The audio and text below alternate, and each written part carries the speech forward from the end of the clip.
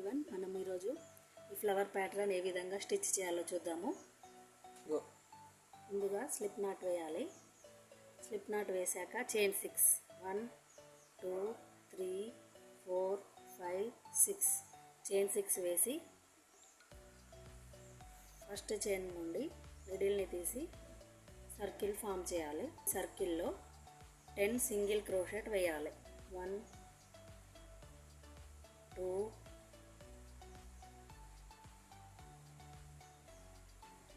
3 4 5 6 7 8 9 10 ఈ విధంగా single crochet వేసాక ఫస్ట్ చైన్లో స్లిప్ నాట్ వేసి సర్కిల్ ఫామ్ చేయాలి. ఇప్పుడు సెకండ్ రౌండ్ చైన్ 11 వేయాలి. 1 2 3 4 5 6 7 8 9 10 11 చైన్ 11 వేసి నెక్స్ట్ సింగిల్ స్టిచ్లో స్లిప్ నాట్ వేసుకోవాలి.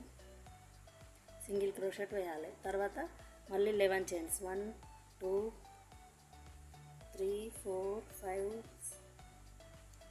6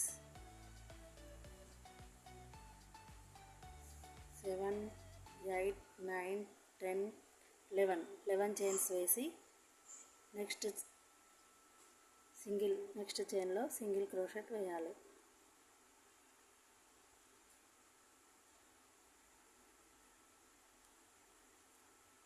మళ్ళీ 11 1 2 3 4